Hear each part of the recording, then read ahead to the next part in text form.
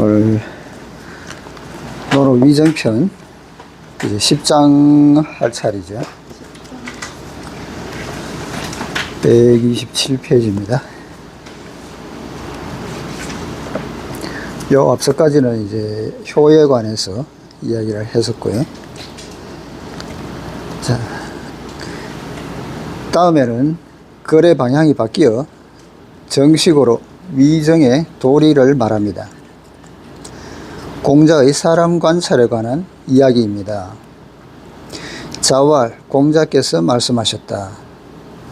시기소이, 여기 시자는 이제 볼 시자에 본다는 뜻이죠. 여기서 기는 이제 뭐 어떤 사람을 이야기하겠죠. 그 사람의 소위를 본다. 소위 여기서는 이제 삶의 목적을 본다고 이야기를 했고요. 또 주희의 논어 집주에는 또 이 자를 할 위자로 봤습니다. 그래서 함을 본다는 거죠.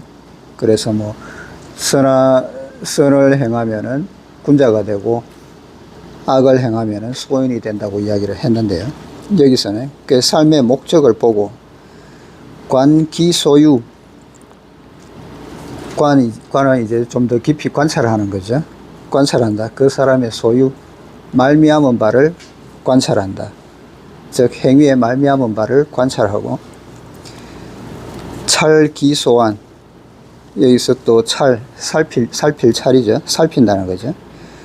그 사람이 편안한 바, 편안하게 여기는 바를 살핀다. 그렇게 하면은 이는 수제, 사람이 어찌 언자죠. 숨길 수자입니다. 사람이 어찌 숨길 수 있겠는가? 사람이 어찌 숨길 수 있겠는가? 두 번 반복해서 강조를 하고 있죠. 여기서 이제 시관찰이 나오는데, 시자는 이제 단순히 외적인 것을 바라보는 정도이고, 이 관은 그거보다는 좀 더 깊은 관찰, 그리고 찰은 내면 깊숙한 것까지 살피는, 그래서 좀 더 깊이 있게 보는 것을 이야기를 합니다. 이것이 바로 공자가 사람을 관찰하는 방법입니다. 사람을 관찰하는 방법이라고 하면 우리는 관상을 보고 점을 치는 것으로 알고 있습니다. 특히 요즘 널리 유행하고 있는 이 두 가지는 우리나라에서도 수천 년의 역사를 가지고 있고 세계 각국에서도 행해지고 있어서 이탈리아 관상법이나 일본 관상법 등이 있습니다. 이로 보면 관상법이 국가나 민족에 관계없이 유행한다는 것을 알 수 있습니다. 우리의 관상 역사는 아주 오래되었습니다. 춘추 전국시대에 특히 성행했는데, 전통적인 관상법은 일반적으로 체계가 있어서 요즘도 거리에서 유행하는 마의관상법이나 유장관상법, 철관도 관상법을 모두 포함하고 있습니다. 이 세 가지는 전부 관상법에 관련된 책자인데요. 마의관상법은 마의도자라는 사람이 쓴 거고, 유장은 이제 또 명나라 때 원공이라는 사람이 또 쓴 관상법이고요. 이 철관도는 이제 지은 사람은 알 수가 없는데, 이런 또 관상법이라는 책이 있습니다.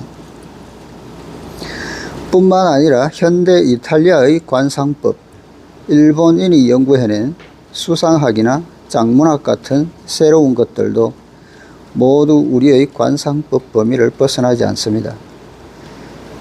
그 밖에 우리 문화에는 신상 및 심상이라고 하는 또 다른 체계의 관상법이 있는데, 이것은 심오하며 이해하기 어렵습니다.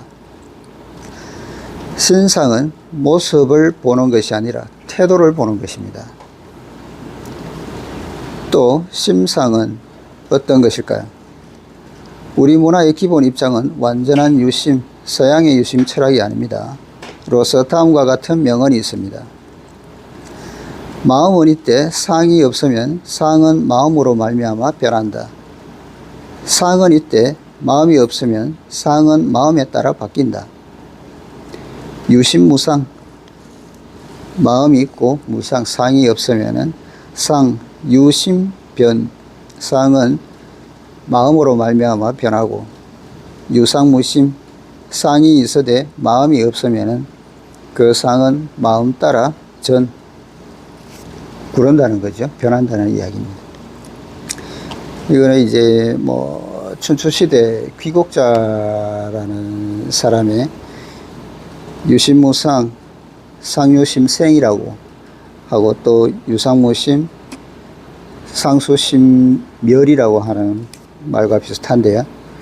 이 사람의 외적인 모습이나 태도 같은 것은 이제 마음 따라서 바뀐다는, 마음에 따라서 관상, 이 사람의 모습도 바뀐다는 것을 이야기를 합니다. 사람은 생각이 바뀌면 겉모습도 변합니다. 가령 우리는 어떤 사람이 화를 내려고 하는 것을 어떻게 알 수 있을까요? 그의 겉모습을 보면 그가 속으로 화가 나서 신경이 긴장되어 있다는 것을 알 수 있습니다. 그러므로 관상학은 곧 과학입니다.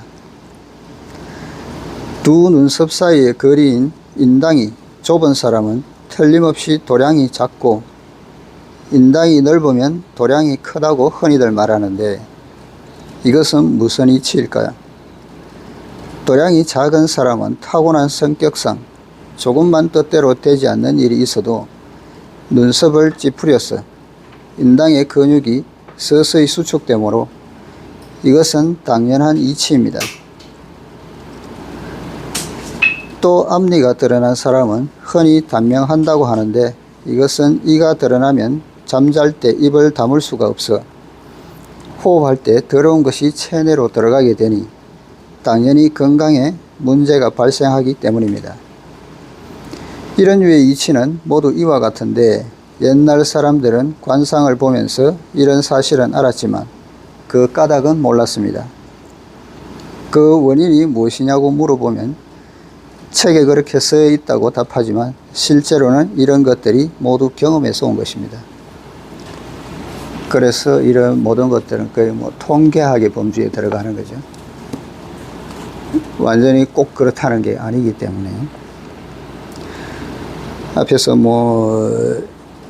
도량 작은 사람이 미간이 좁다고 이야기를 하는데, 물론 그런 경우가 많겠지만, 또 어떤 사람 같은 경우에는 해만 뜨면은 찡그리는 사람이 있지 않습니까? 눈이 부셔가지고. 그럴 경우에도 주름이 계속 생길 수가 있겠죠. 그래서 꼭 그렇다고 할 수 없지만 확률적으로 그런 경우가 많다는 이야기입니다.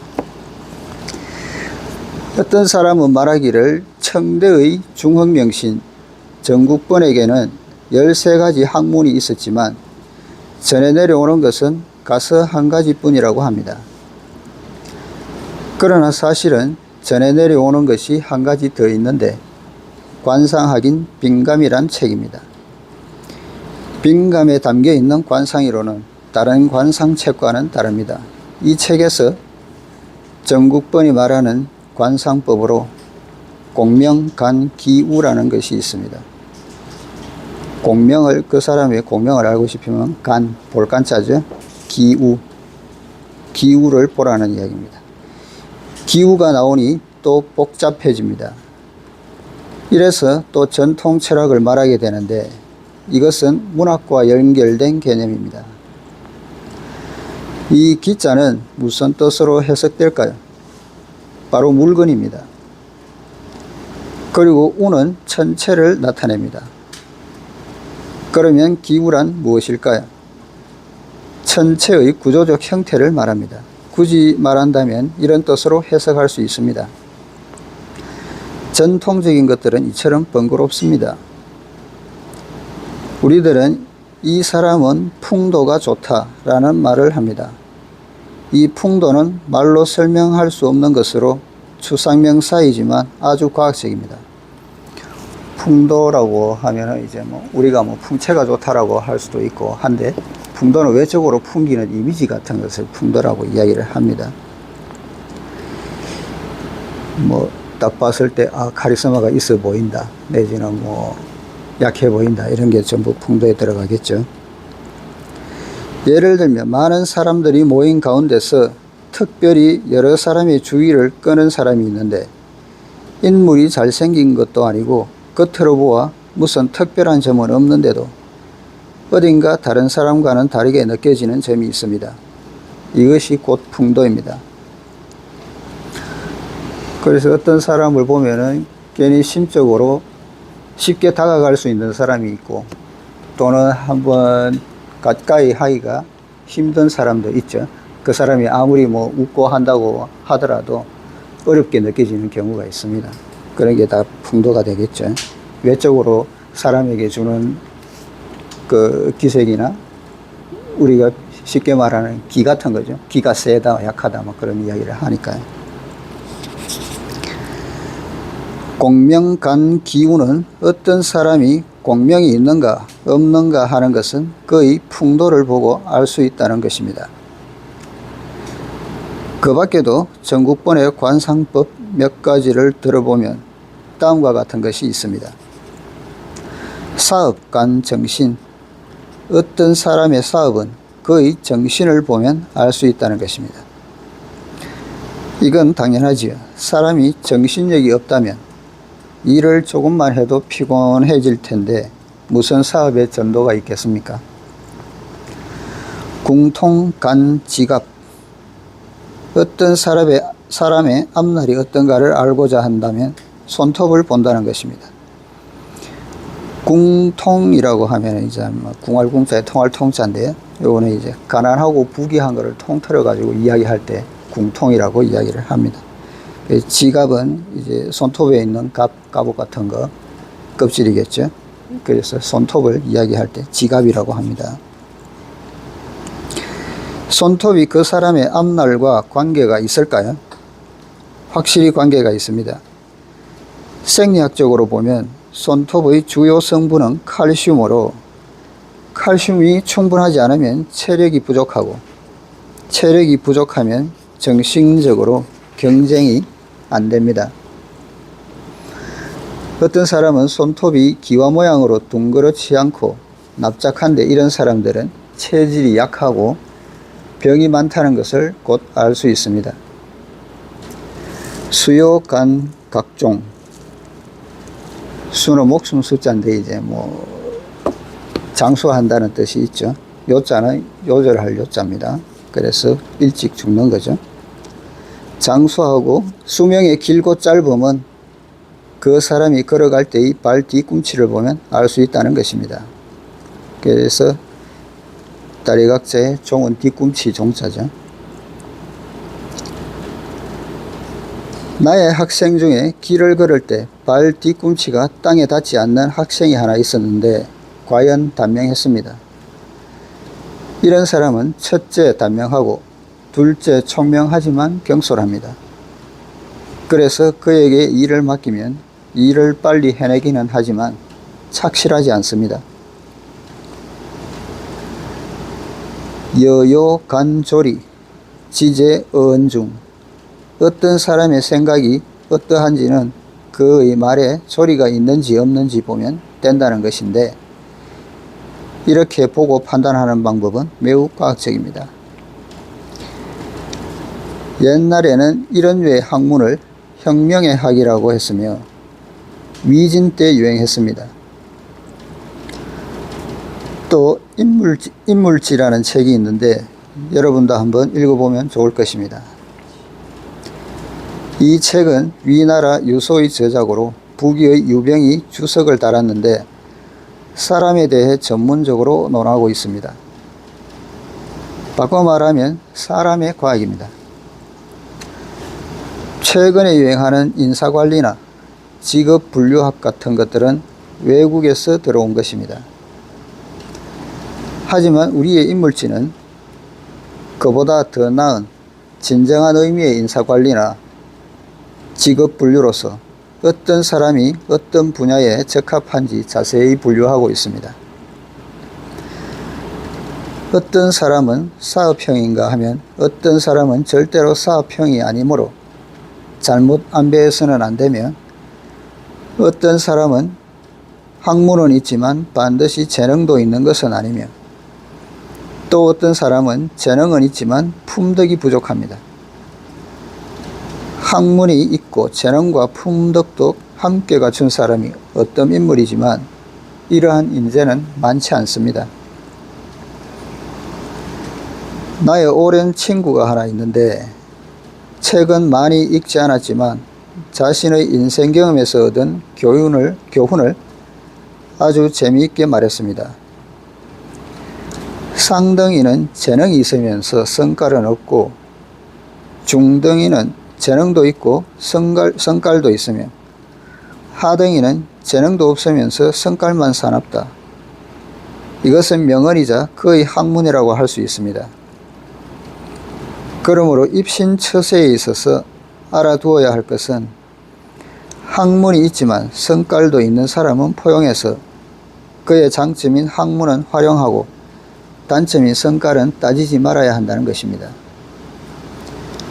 그가 화를 내는 것은 여러분에게 악의가 있어서가 아니라 그 사람의 본래 결점 때문인데 여러분과 무슨 관계가 있겠습니까?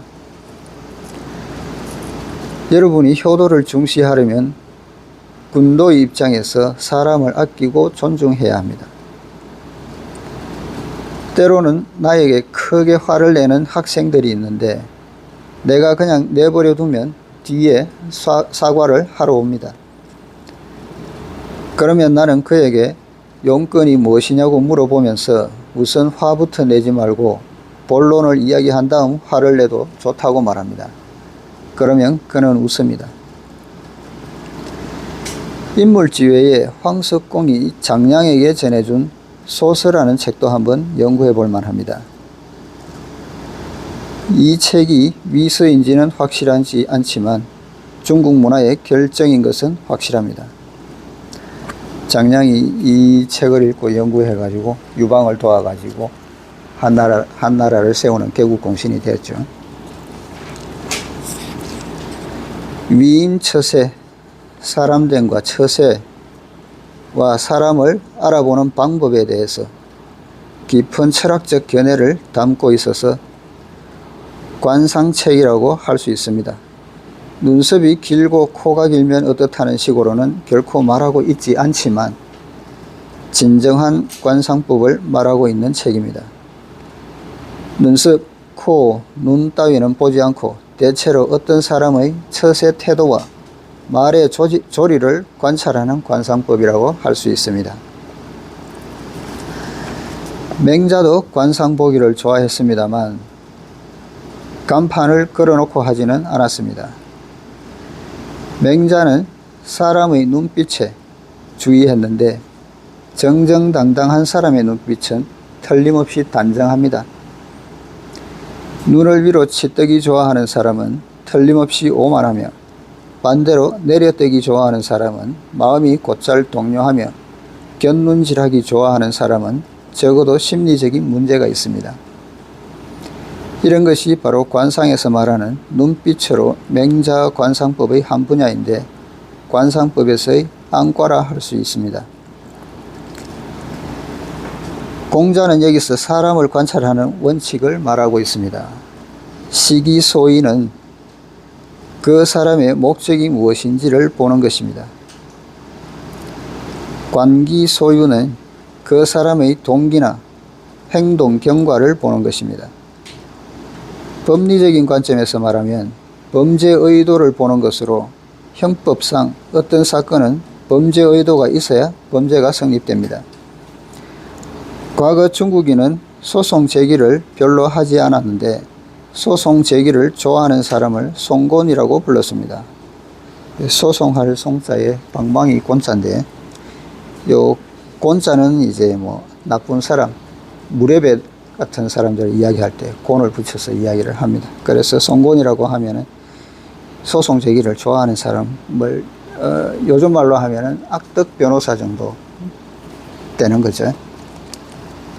자기 이속만 챙기는 그런 변호사들 있죠. 그런 송곤이라고 이야기를 합니다. 다음과 같은 이야기가 있습니다. 어떤 사람이 칼로 살인을 해서 소송이 제기되었는데 이것은 큰 죄로서 그 벌로 목숨을 내놓아야 했습니다. 그런데 송곤이 피고에게 1,000냥의 은을 주면 틀림없이 무죄로 해주겠다고 했습니다.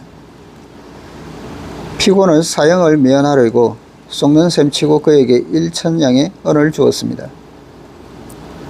송곤은 그 은을 받고서는 발송할 공문을 빼내어 칼로서 살인하다, 용도 살인이라는 부분에 뭐로서 용자를 휙 던져서로 고쳤습니다.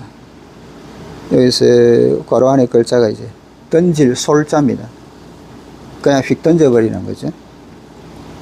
즉 칼을 휙 던진 것이 살인하게 된 것이어서 범죄 의도는 없는 것으로 인정되어 그 사람은 무죄가 된 것입니다. 그냥 의도 없이 살인할 마음 없이 그냥 휙 던진 것이 그 사람이 맞아가지고 죽게 되었다는 이야기입니다. 그래서 살인의 의도가 없었다는 이야기죠. 용자하고 솔자 거의 비슷한 글자인데 획 하나 차이로 사람이 살고 죽는 것을 면하게 된다는 거죠. 또 하나의 이야기가 있습니다. 청나라 때 공자의 제사에 참가하는 사람들은 제사의식 중에 두리번거리거나 몸을 돌려 말을 해서는 안 되었습니다. 그렇게 되면 대불경죄에 해당되어 죄가 무거우면 목을 베이고 가벼우면 감옥에 가야 했으며 죄가 아주 가볍더라도 공직에서 파면되어 다시는 채용되지 못했습니다. 한 번은 어떤 동무는 이제 지방관이 이야기합니다. 어떤 동무가 부하들을 거느리고 공자의 제사를 지냈는데 부하들 중에 평소 한 동료에게 감정을 품고 있던 사람이 그 동료가 제사 중에 고개를 돌려 말했다고 황제에게 고소했습니다. 황제가 이 사건을 조사해서 밝히라고 동무에게 명령하자 동무는 매우 당황하였습니다. 그는 믿을 만한 부하를 시켜 평소 가장 싫어했던 송곤에게 가서 한 글자에 1,000냥씩 8글자를 써오라고 부탁하고 8,000냥을 그에게 주었습니다. 송곤은 한 글자를 공짜로 준다고 하면서 다음과 같은 9글자를 써주었습니다. 신위 열전모 불감방고 곧 신의 자리가 맨 앞줄이었기에 감히 돌아보지 못했습니다 라는 글이었습니다. 그래서 전모가 있는데 전모는 이제 앞자리 내지는 앞선 경기나 시험 같은 데서 1, 2등을 다투는 앞자리에 있다는 이야기를 합니다. 그래서 모자는 띠모자인데요. 옛날에 전쟁에 나갔을 때 이제 정찰병들이 앞에서 정찰하면서 앞에 매복이 있거나 이러면은 이 띠로 만든 깃발을 올려가지고 후발대에 전송을 했다는 데서 앞서가는 것을 이야기할 때 전모라고 이야기를 합니다. 그 끝에 방고자는 돌아볼 고자죠. 동무는 이 짧은 조사 보고서를 황제에게 올림으로써 아무 일이 없게 되었으며 뿐만 아니라 그 원고도 더 이상 문제를 삼을 수가 없게 되었습니다. 왜냐하면 계속 추궁에 들어갈 경우 원고가 규칙을 지켜 머리를 돌리지 않았다면 어떻게 피고가 머리를 돌렸는지 알 수 있었겠느냐는 추궁을 받게 되어 결국 원고까지도 죄가 있게 되기 때문이었습니다. 대관들의 머리를 베어야 할 사건이 송곤이 쓴 9글자만으로 가볍게 해결되었던 것입니다. 이령이 소무에게 답한 글 중에서 소장 담당 관리가 그 내용을 멋대로 짓는다. 도필지리 농기문묵이라는 말이 있는데 정치에 종사하는 사람은 누구나 이 점을 알아야 합니다. 이 도필이라고 있는데 칼도자에 붓필자인데 도필이라고 하면은 옛날에 이제 주간에 글을 쓰면은 틀린 글자가 있으면 또 파내야 되겠죠. 글자를 파내는 도구로 쓰는 칼을 도필이라고 했는데 나중에 이거를 이제 소송관계에 문서를 작성하는 사람 또는 그 일을 이제 폄하해가지고 이야기할 때 도필이라고 이야기를 했습니다. 그래서 도필질이라고 하면은 소장을 담당하는 관리리자죠. 농기무문, 농은 이제 멋대로 선다는 뜻입니다. 가지고 논다, 멋대로 선다는 뜻인데, 희롱할 농자죠. 그 멋대로 선다는 뜻입니다. 문묵은 이제 거리겠죠. 즉 공무 처리 경력이 오래되고 정치에 종사한 지 오래되면 법에 헌해져서 오로지 그럴듯하게 문서를 꾸미는 것만으로도 사람을 해치거나 죽이기가 칼보다 쉽다는 것을 말합니다. 그래서 공자는 먼저 그 사람의 목적을 보아야 하고 시기소이 그 동기나 행동 경과 전체를 보아야 한다. 관기소유라고 말했습니다. 나아가 그의 평소 사람됨이 무엇에 안주하는가, 현실에 편안할 수 있는가 없는가 하는 것을 본다. 찰기소안이라는 것입니다. 어떤 사람들은 자신의 현실에서 편안하기가 어려운데, 예를 들어 70여 세 된 백발의 내 친구 한 사람은 지식인이라 학문도 대단히 훌륭합니다. 이제 막 퇴직했는데 아내는 죽고 없습니다. 생활 속에서 카드놀이도 흥미가 없고 붓글씨는 잘 쓰지만 글 쓰는데 흥미도 없고 원래 공부한 사람이라 책을 볼 수 있는데도 책만 집어들면 잠을 자고 싶고 자려고 누우면 또 잠이 오지 않습니다. 여기서 젊은이들에게 유의하라고 말하고 싶은 것이 있는데, 노인들은 불쌍하게도 어떤 일들에서 늘 자기 뜻대로 되지 않고 정반대로 됩니다.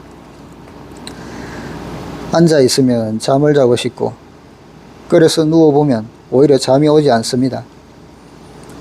울 때는 눈물이 안 나오더니 웃으니까 눈물이 나오고, 방금 서로 바라보면서 말한 것은 그 자리에서 잊어버리고 지나간 일은 어린 시절 일까지도 다 기억해내고, 남이 자기에게 하는 듣기 좋은 말은 못 들으면서도 욕하는 말은 곧바로 듣습니다.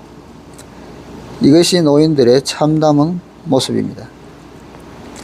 노인들은 너무 무료하고 적적한 데다 모든 일에 흥미가 없으니 여자친구나 사귈 수밖에 없는데, 나는 그 친구에게 결혼할 필요는 없다고 했습니다. 그의 이런 현상은 노인으로서 안주할 곳이 없고 마음이 편안함을 느끼지 못하기 때문입니다. 이것이 노인입니다. 그러나 젊은이도 마찬가지입니다. 이것은 심리상의 문제로서 어떤 사람이 학문 수양을 하고도 평소에 마음을 편히 붙일 곳이 없다면 큰 문제입니다. 어떤 이들은 일이 있을 때는 정신이 활력에 넘치다가도 일이 없을 때는 마음이 불안해지는데, 그만큼 마음을 편안히 하기가 어렵다는 것을 알 수 있습니다. 공자는 그의 삶의 목적을 보고 그의 행위 방식을 관찰하며 그의 평소 안주하는 바를 살펴본다. 시기소이, 관기소유, 찰기소안이라는 이 세 가지로 사람을 관찰하면 사람이 자기를 숨길 수 없다고 말했습니다. 어떤 사람의 사람됨을 하려면 그가 이 세상을 살아가는 목적을 어디에 두고 있는가, 그의 행위 방식이 어떠한가 하는 것을 보아야 합니다. 전자는 사상에 속하고 후자는 행위에 속합니다. 그 밖에도 평소 그가 무엇에 안주하는가를 보아야 하는데, 어떤 이는 안일과 쾌락에 안주하고 어떤 이는 가난에 안주하고 어떤 이는 평담에 안주합니다. 이 중에서 가장 어려운 것이 평담인데, 평담에 안주하는 사람은 무슨 일이든지 할 수 있습니다. 왜냐하면 그 사람은 사업에 얽매이지 않기 때문입니다. 이것은 무슨 말일까요? 평담에 안주하는 사람은 오늘 돈을 많이 벌었다고 해서 잠을 이루지 못하지도 않을 것이며, 궁해져서도 역시 돈이 자신을 위협한다고 느끼지 않기 때문입니다. 그러므로 마음을 편히 갖기가 가장 어렵습니다. 평범한 것이 가장 힘들다고 이야기를 하죠. 이 단락을 위정편에 넣어 놓은 것은 이 세 가지 점이 사람을 살펴 알고 또 품행을 격려하는 데 중요한 요점이 되기 때문입니다. 그 다음에 이어지는 한 단락의 말은 우리 모두 잘 알고 있는 말입니다. 자왈 공자께서 말씀하셨다. 옹고이 지신 가히 위사의. 지난 일을 돌이켜보아 앞날을 보면 서성이 될 수 있다. 문자적으로 해석하면 이 말의 뜻은 과거를 공부하여 앞날을 아는 사람은 다른 사람의 선생이 될 수 있다는 것입니다. 표면상으로는 이런 의미이지만 여기에는 체험에서 우러난 깊은 뜻이 담겨 있습니다. 온고란 과거의 것을 아는 것입니다. 역사를 예로 들면 지난 5000년에 25사가 있는데 이것을 다 안다는 것은 정말 쉽지 않은 일입니다. 25사는 이제 중국의 역대 25가지 역사서를 이야기를 합니다. 설령 역사를 읽는다 하더라도 그 목적이 결코 학위나 받는 데 있어서는 안 됩니다. 그럼 무엇이 목적일까요? 바로 옹고지신입니다. 즉 과거를 살펴 미래를 알아내고 그렇게 해야 서성이 될 수 있습니다. 가이위사의. 과거가 바로 여러분의 서성이 됩니다. 지나가는 일을 잊지 않으면 뒷일에 서성이 된다. 전사미망 후사지사라는 말도 옹고지신의 뜻인데 이것은 무슨 이치일까요? 개인이든 국가든 지난날 어떻게 성공했으며 또 어떻게 실패했는지에 대해 역사가 분명하게 말해주기 때문입니다.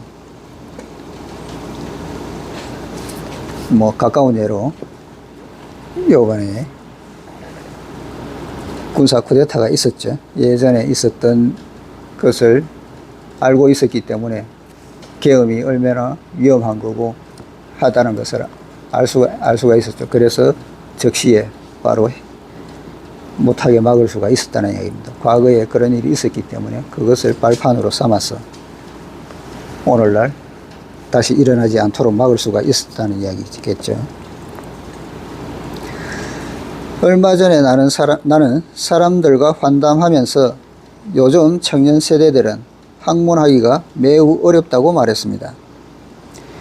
우리 문화의 뿌리인 과거를 알아야 할 뿐만 아니라 현대사회의 신문학도 알아야 하고 국내의 일은 물론 국외의 일도 알아야 하며 동서고금의 일을 알아야 합니다.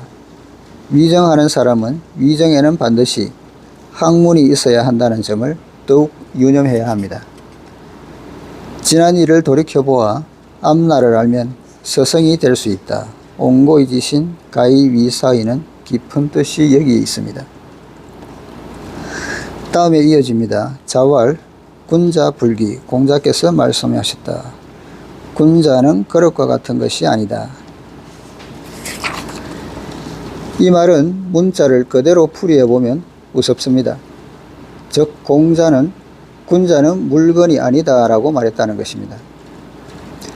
나는 이 말을 대할 때면 늘 우리나라 사람들은 정말 대단해. 모두들 철학을 이해하고 있으니 말이야. 특히 남을 욕할 때는 더욱 그렇지 하고 말합니다. 예를 들어 너는 도대체 무슨 물건이냐는 욕을 철학적 입장에서 말하면 나는 내가 무슨 물건인지 정말 알지 못합니다. 왜냐하면 사람의 생명이란 게 도대체 어떻게 된 것인지 아직 분명히 알지 못하니까요. 그런데 공자의 이 말은 도대체 무슨 뜻일까요? 위정은 다재다능한 인재를 필요로 하는데 다재다능한 인재는 다양한 것을 알아야 합니다. 불기는 곧 위정자란 어떤 특정형의 사람이 아닌 동서고금의 무소불통, 통하지 않는 바가 없는 사람이어야 한다는 것을 비유로 말한 것입니다. 훌륭한 대정치가는 마치 훌륭한 연기자와 같아서 역할에 따라 그 연기를 훌륭히 해냅니다. 종업원 역할을 해야 할 때는 고분고분 청소하고 차를 따르며, 큰 관료 역할을 해야 할 때는 아주 온화하게 관료 노릇을 하는 등 어떤 역할이든 그에 어울리는 연기를 해냅니다. 군자가 그릇과 같이 되지 않기 위한 학문에 성공하면 다재다능한 진정한 인재가 되지만, 그렇지 않을 경우엔 특정 분야의 재능인이나 전문가가 될 뿐입니다. 그래서 주희의 논어 집주에 보면은 여기서 기라는 것이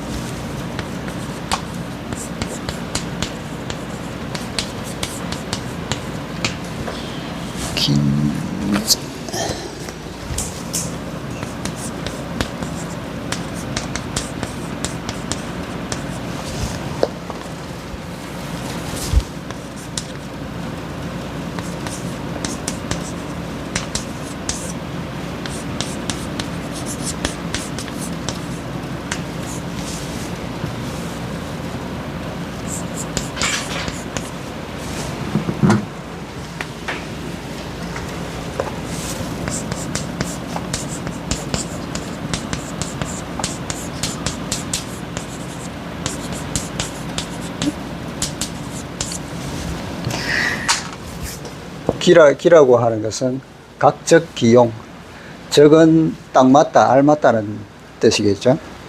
우리가 뭐 적확하다, 적용한다 할 때 맞다, 알맞다는 거죠.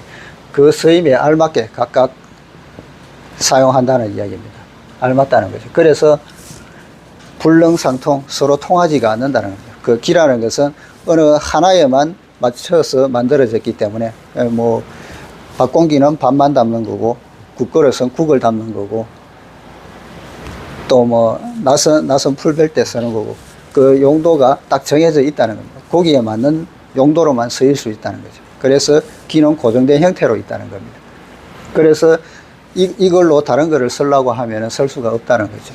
그래서 뭐 사람으로 비유를 들자면은 어떤 전문적인 분야에 특화되어 있다는 이야기를 하는 겁니다. 그래서 두루 알지는 못하고 그 분야에서만 사용될 수 있다는 거죠. 그 분야의 인재는 될 수 있지만 다른 분야로 확대해서 사용할 수는 없다는 것입니다. 그래서 사람을 사용할 때 그 그릇에 맞는데 적재적소에 사용하면은 된다는 이야기겠죠. 그래서 뭐 만약에 우리가 주방에서 요리를 한다고 하면은 이 음식을 요 그릇에 플레이트에 했을 때 딱 맞는 게 있는데, 특히 서양 요리 같은 경우에는 접시에 내더라도 그 알맞는 음식에 맞는 그릇에다가 내지 않습니까? 그런 식으로 그 적조적소에 잘 쓰면은 훌륭한 요리가 되지만, 아무리 아름답고 맛있는 음식이라도 뭐 아무데나 담아서 턱 던져 놓는다 그러면은 맛이 그 보기에 맛있어 보이지가 않겠죠. 그래서 인재를 사용할 때도 그 그릇에 맞춰 가지고 적재적소에 알맞게 사용해야 된다는 이야기를 합니다. 그래서 여기서도 위정자는 두루두루 한 곳에 고정되어 있지 않고 두루두루 많이 알아야 한다는 이야기를 하고 있죠.